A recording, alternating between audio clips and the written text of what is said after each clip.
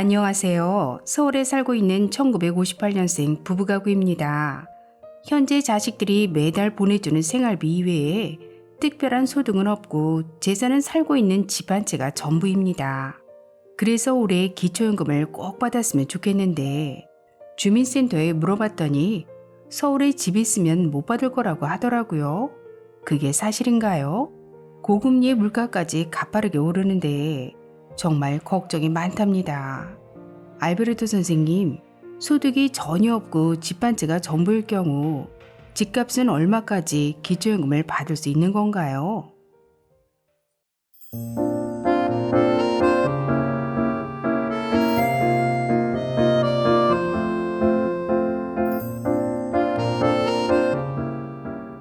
안녕하셨습니까? 행복한 인생의 마 알베르토입니다. 요즘 같은 고금리 고물가 시대에 과연 집값은 얼마까지 기초연금을 받을 수 있을까요? 오늘 아주 쉽게 계산해 드리겠습니다. 집값은 얼마까지 기초연금을 받을 수 있는지 계산하기에 앞서 전제 조건을 설명드리면 2023년 대도시 기준 부부가구의 경우이고 소득 역전 방지 감액 없이 부부 합계 51만 5,120원을 모두 받을 수 있는 경우입니다. 또한 시가 표준액이 시가의 60%라는 전제하에 계산해 보도록 하겠습니다. 먼저 2023년 새롭게 바뀐 기초연금의 부부가구 선정 기준액은 323만 2천원입니다. 즉, 부부의 소득과 재산, 그리고 부채까지도 모두 반영한 소득 인정액이 323만 2천원 이하면 기초연금 수급 대상이 되실 수 있는 것입니다.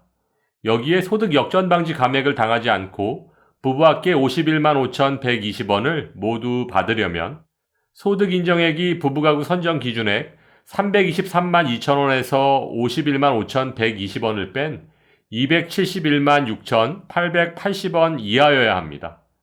그럼 대도시의 시가 15억 원 아파트를 예를 들어 계산해 보겠습니다.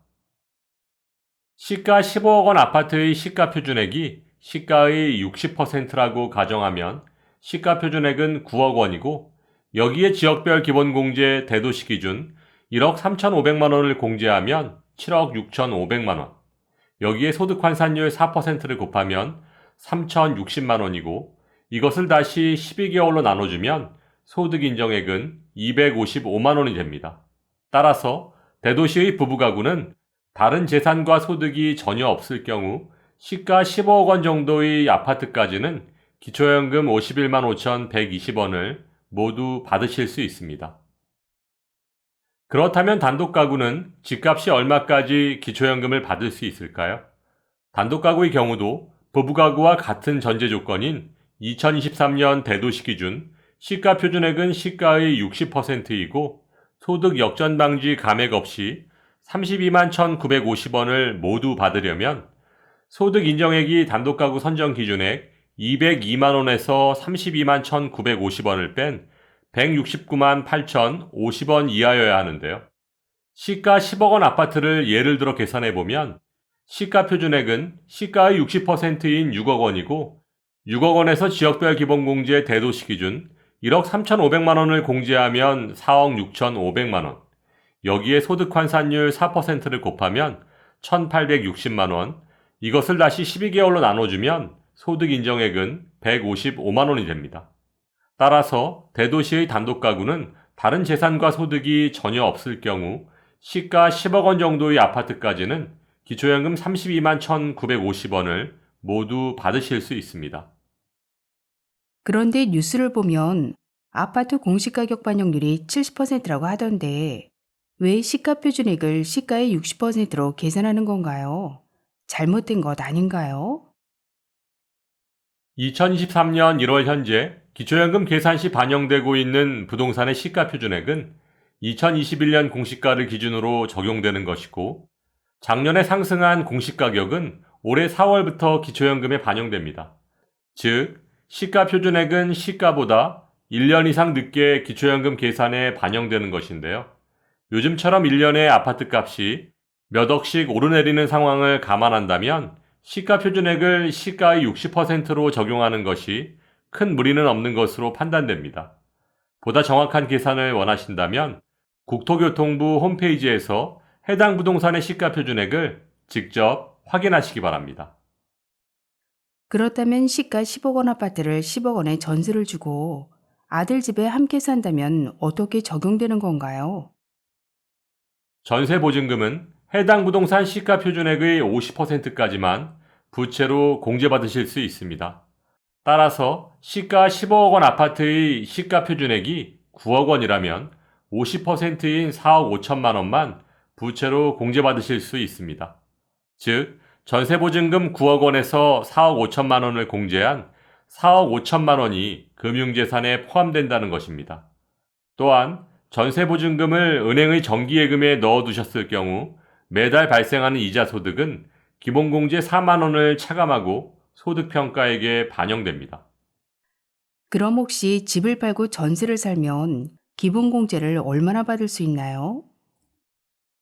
지금 살고 계신 집을 팔고 전세로 옮기신다면 전세 보증금에서 5%를 기본 공제한 다음 일반 재산에 반영되기 때문에 오히려 기초연금에 불리합니다.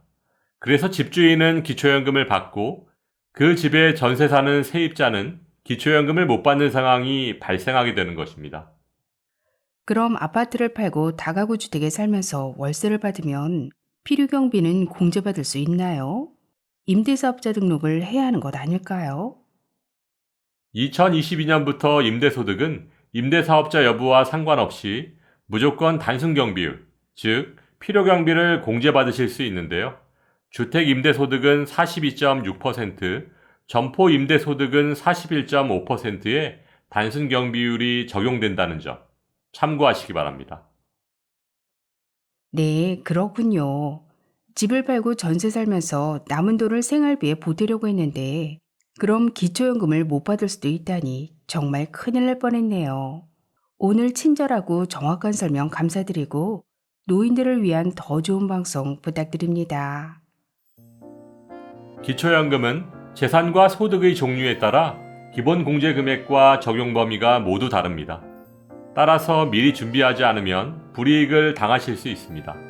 차분히 준비하시길 바라고 오늘도 알베르토가 어르신들의 행복한 인생 2막을 응원하겠습니다. 행복한 하루 되세요. 좋아요, 구독, 그리고 알림과 공유는 좋은 콘텐츠를 만드는 힘이 됩니다.